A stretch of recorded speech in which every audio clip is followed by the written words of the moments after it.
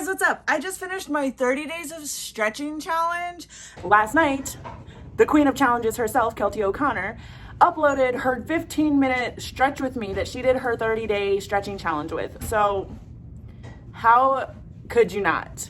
So today we're gonna do Keltie O'Connor's 15-minute stretching workout. Stretching stretch. So today we're gonna start 30 days of Keltie O'Connor's 15-minute stretching routine and see if we can get a little more flexible. So on day one, we measured cold and warm, which means I measured my ability to do the splits before doing her stretching routine and then also after, because I felt like it was unfair to only use the before measurements, knowing that on day 30 I'm obviously going to measure after I do the stretching to see if I got into the splits. So it's only fair if my last measurements are going to be warm, like after stretching, day one's measurements should be as well. And one thing that really surprised me was the difference in the numbers just from warm to cold, just the difference that 15 minutes of stretching could make. It was pretty huge. So we're gonna do our first measurements pre-stretch. We get 10.5 inches. 10.5 inches. It feels so stretching. Handy dandy assistant. Handy dandy notebook. Mail time. We got 8 3/4. 8 3/4. I don't know which is my better. We're about to find out which is my better. 8 3/4. Oh, they're the same. I don't have a better. I'm back many hours later, but I finally had a chance to go through the stretching routine, and we're gonna remeasure. That is a word.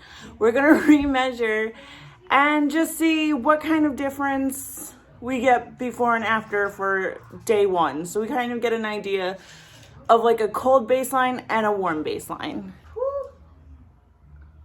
Tarts. We're going 8.5. Really?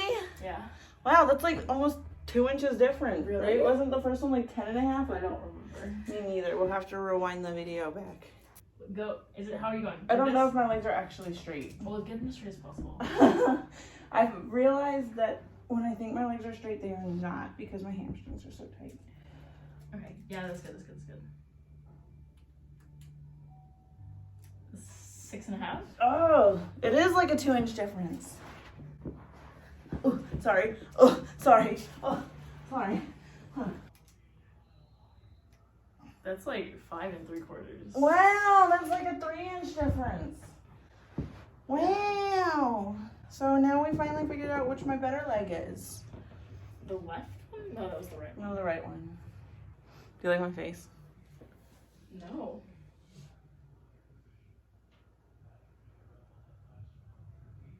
So as far as the 30 days go, I definitely think I made some big improvements. I did do measuring because I wanted to have some sort of objective measurements. Now, of course, they're not going to be like exactly apples to apples, because like I did different things with my feet, or my legs would kind of bend at varying degrees, because apparently I have the tightest hamstrings in the world and don't even realize that I can't really straighten my legs ever. But I do think that the numbers are kind of fun, and it's nice to see the difference. Some days I really felt a lot tighter than other days and just could not stretch as much no matter what I did. Maybe from like doing a leg day the day before or something. Maybe my hamstrings were tightening up. I don't know. I think a part of it was somewhere in the middle there, it got really cold and I stopped being able to go on my daily walk. It's beautiful. Okay. What's a brain? So now I have my brain on so I can think properly. I did notice a big difference between like if, say, I was just stretching that day, like if it was a rest day in the gym for me and I was solely stretching, that I was less flexible than if I had just finished my workout and did my stretching in the gym. All of a sudden it was like, whoa, bendy Wendy. Is that a thing? But I think in the middle there, I did have a lot of problems with flexibility and tightening up like that because I used to go on more walks during the day, you know, during the kids' lunch, we would walk around the block or something like that. So not going for those walks, I think my muscles did tend to tighten up a lot more. And maybe the cold even had something to do with it because you know how like you're not stretchy when it's just cold in general. So here's the thing, guys. Some people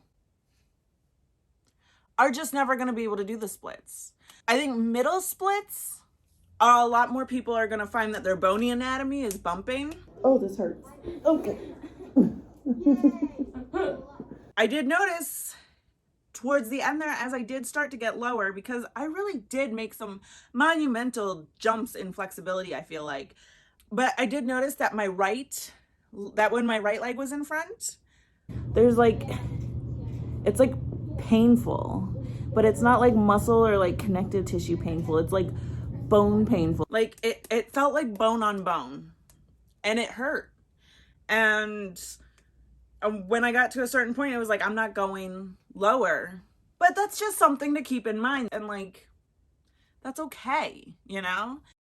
And I think it's important to remember that there are so many reasons to stretch and do mobility work that have absolutely nothing to do with the splits or any kind of, you know, party trick or whatever. I mean, that's just kind of the fun of the video. But really, honestly, having a mobility routine that you can do is so important. And please remember that your ability to do the splits has absolutely nothing to do with your worth as a person. You're probably amazing at so many things that you don't even know, and whether or not you can do the splits really, honestly, means nothing when it comes down to it. I'm just doing it for fun, and the fact that I'll never do the splits really, it doesn't bother me. It doesn't make a difference in my daily life. So what you've actually been waiting for, the final reveal. It is day 30, the final weigh-in.